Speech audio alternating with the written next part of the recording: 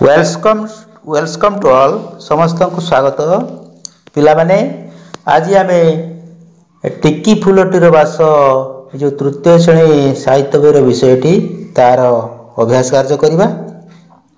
तो आम बर्तमान आरंभ करवा।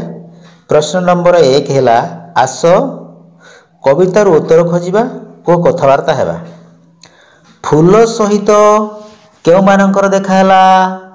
उत्तर है फूल सहित भ्रमर व महुमाछीर देखाला। 1 नंबर खर प्रश्न हेउची भंवर व महुमाछी को किए मन कथा कहिला? उत्तर है फूल भंवर व महुमाछी को मन कथा कहिला। ग प्रश्न है भगवान क्यों कामटी को भल पाती? उत्तर है भगवान को मन जानी कर्म करने को भगवान भल पाती। घ प्रश्न है भक्ति अंतरे किए परमेश्वर को डाकी? उत्तर है फूल भक्ति अंतरे परमेश्वर को डाकुला। उ प्रश्न है फूल कौन करिया पाई चाहूँगी? उत्तर है फूल भगवान तांकु देइथिबा वासना को अन्य मानंकु वितरण करने को चाहूँगी। 2 नंबर प्रश्न है आस पद्य रूप को गद्य प्रकाश करी खाली कठोरी रे लेखिबा। ये जो खाली कठोरी अच्छी से गद्य रूप लेखा जीवो। प्रश्नटी पद्य रूप अच्छी। पद्य है कौन? जतन। यार गद्य रूप है जत्न। करम कर्म, भक्ति भक्ति, धर्म धर्म, प्राण प्राण, करता कर्ता।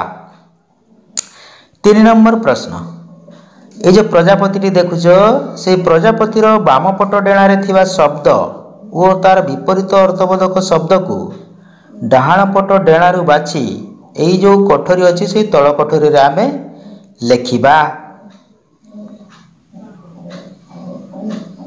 यह हूँ विपरीत अर्थबोधक शब्द। भीतर भीतर है बाहर।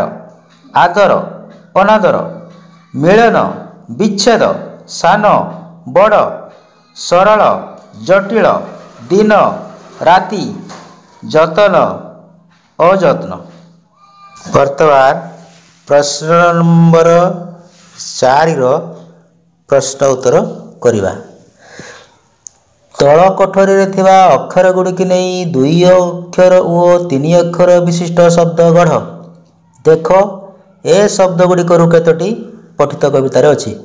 ताने ये जो टेबुल अच्छी ये टेबुल रो अक्षर गुड़ाक नहीं आम शब्द गढ़ा। जो शब्द गुड़ाक गढ़िलु से गुड़िक यही कवितार अच्छी कि नहीं ताकू आम देखा। बर्तमान शब्द गुड़िक आम गढ़ू। कली बाट, कमा जमा, माल लता, बास, फूल, तट, कता, नाक, तली, जली, माली, गली, तरु, गत, बाना एगुड़ा सब 2 अक्षर विशिष्ट शब्द। बर्तमान आम 3 अक्षर विशिष्ट शब्द गढ़ा।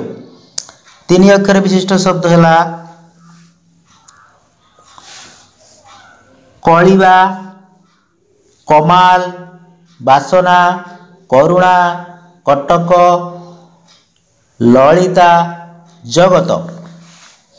ये जो 2 अक्षर और 3 अक्षर विशिष्ट शब्द आम गढ़िलु से देखा पठित कवितारे क्यों क्यों शब्द गुड़िक अच्छी। कली ये अच्छी, बास अच्छी, फूल अच्छी, बासना अच्छी, जगत अच्छी, करुणा अच्छी, एगुड़िक आम पाइलु। बर्तमान 5 नंबर प्रश्न देखा। 5 नंबर प्रश्न कौन अच्छी? अच्छी पद्यर तृतीय पदरे थिबा कली शब्द सहित जेपरी ढली मिशुची सेहीपरि आउ 2टा लेखा शब्द लेख जार द्वितीय अक्षर ली थिबो। जेपरी ताली थाली।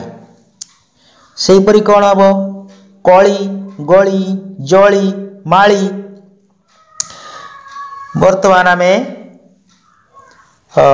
6 नंबर प्रश्न देखा। ଯେଉଁ ପଦରେ ବାସନା ବିତରିବା କଥା କୁହାଯାଇଛି ସେହି ପଦଟିକୁ ମନେ ପକାଇବା ଓ ଲେଖିବା। ସେହି ପଦଟି ବର୍ତ୍ତମାନ ଆମେ ଗାଇବା। ସେହି ବାସନାକୁ ବିତରିବା ପାଇଁ ଦିଅ ମୋ ମନରେ ବଳ, ତୋ ସୃଜନ ମନ ହୋଇବି ମୁଁ ଧନ୍ୟ, ଜିତିବି ଯେତେ କାଳ। ବର୍ତ୍ତମାନ 7 ନମ୍ବର ପ୍ରଶ୍ନଟିକୁ ଦେଖିବା। 7 ନମ୍ବର ପ୍ରଶ୍ନ କ'ଣ ଅଛି? ପ୍ରଶ୍ନ ଗୁଡ଼ିକୁ ଭଲ ଭାବରେ ପଢ଼ି ଉତ୍ତର ଗୁଡ଼ିକୁ ପୂର୍ଣ୍ଣ ବାକ୍ୟରେ ଲେଖିବା। ଟିକି ଫୁଲଟି କାହାକୁ ନିଜ ମନ କଥା କହୁଥିଲା? ଟିକି ଫୁଲଟି ଭଁଅର ଓ ମହୁମାଛିକୁ ନିଜ ମନ କଥା କହୁଥିଲା। ଖ ପ୍ରଶ୍ନ ହେଲା, ଫୁଲଟି ଜିଇଥିବା ଯାଏଁ କ'ଣ କରିବାକୁ ଚାହେଁ? ପ୍ରଭୁ ପରମେଶ୍ୱର ଫୁଲଠାରେ ଦେଇଥିବା ବାସନାକୁ ଅନ୍ୟମାନଙ୍କୁ ସନ୍ତୋଷ ଦେବା ପାଇଁ ବିତରଣ କରିବାକୁ ଫୁଲଟି ଜିଇଥିବା ପାଇଁ ଚାହୁଁଛି। ଗ ପ୍ରଶ୍ନ ହେଲା, କେତେ ଆଦରରେ ଆଣିଲେ ଏଠାକୁ ମୋତେ? ଏହା କିଏ କହିଛି ଓ କାହାକୁ କହିଛି? ଉତ୍ତର ହେଲା, ଏ କଥା ଫୁଲ ଭଁଅର ଓ ମହୁମାଛିକୁ କହୁଛି। 8 ନମ୍ବର ପ୍ରଶ୍ନ, ତୁମେ ଯଦି ଫୁଲଟିଏ ହୋଇଥାନ୍ତ ତେବେ ତୁମେ କ'ଣ କରିବାକୁ ଇଚ୍ଛା କରିଥାନ୍ତ? 5ଟି ଧାଡ଼ିରେ ଲେଖ। ତୁମେ ଯଦି ଫୁଲ ହୋଇଥାନ୍ତ ତେବେ ତୁମେ କ'ଣ କରିବାକୁ ଚାହିଁଥାନ୍ତ? ଏହାକୁ ତୁମେ 5ଟି ବାକ୍ୟରେ ଲେଖିବ। ତେବେ ଆମେ 5ଟି ବାକ୍ୟ ଲେଖିବା। ପ୍ରଥମ ବାକ୍ୟ 1 ନମ୍ବର ବାକ୍ୟ ହେଲା ମୁଁ ଯଦି ଫୁଲଟିଏ ହୋଇଥାନ୍ତି ତେବେ ସୌନ୍ଦର୍ଯ୍ୟରେ ସମସ୍ତଙ୍କୁ ମୁଗ୍ଧ କରୁଥାନ୍ତି। 2 ନମ୍ବର ବାକ୍ୟ ହେଲା, ଯେଉଁ ପ୍ରଭୁ ପରମେଶ୍ୱର ମୋତେ ଫୁଲଟି କରି ସୃଷ୍ଟି କଲେ, ମୋ ଠାରେ ସୌନ୍ଦର୍ଯ୍ୟ ଓ ମୋହକ ଭରିଦେଲେ, ମୁଁ ତାକୁ ମନେ ପକାଉଥାନ୍ତି। 3 ନମ୍ବର ବାକ୍ୟ ହେଲା, ପରମେଶ୍ୱର ମୋତେ ଦେଇଥିବା ସୌନ୍ଦର୍ଯ୍ୟ ଓ ମହକର ଉଦ୍ଦେଶ୍ୟ ବୁଝିଥାନ୍ତି। 4 ନମ୍ବର ବାକ୍ୟ ହେଲା, ମୁଁ ମୋର ମହକକୁ ଅନ୍ୟମାନଙ୍କ ଆନନ୍ଦ ପାଇଁ ବିତରଣ କରିଥାନ୍ତି। ଏବଂ 5 ନମ୍ବର ବାକ୍ୟଟି ହେଲା, ଦେଶ ସେବା କରି ଯେଉଁମାନେ ପ୍ରାଣବଳି ଦେଇଛନ୍ତି, ମୁଁ ସେମାନଙ୍କର ମର ଶରୀର ଉପରେ କିମ୍ବା ସେମାନଙ୍କର ପାଦ ତଳେ କିମ୍ବା ସେମାନଙ୍କର ସମାଧି ଉପରେ ଏବଂ ସେମାନଙ୍କ ଫଟୋଚିତ୍ରରେ ନିଜକୁ ସମର୍ପଣ କରିଥାନ୍ତି। ବର୍ତ୍ତମାନ 9 ନମ୍ବର ପ୍ରଶ୍ନ, ଏଇ ଯେଉଁ ଫୁଲ ଗୁଡ଼ିକ ଦେଖୁଛ, ଏ ଫୁଲ ଗୁଡ଼ିକରେ ତୁମେ ରଙ୍ଗ ଦେବ। ପ୍ରଥମ ଫୁଲଟି ହେଲା ସୂର୍ଯ୍ୟମୁଖୀ, ତାହା ହଳଦିଆ ରଙ୍ଗ ଓ କେଶରଟି ଖଇରିଆ ରଙ୍ଗ ହେବ। 2 ନମ୍ବର ଫୁଲଟି ହେଲା ଗୋଲାପ ଫୁଲ, ତାହା ଗୋଲାପୀ ରଙ୍ଗ ଦେବ। 3 ନମ୍ବର ଫୁଲଟି ହେଲା ମନ୍ଦାର ଫୁଲ, ଏହାକୁ ଗାଢ଼ ରଙ୍ଗ ଦେବ।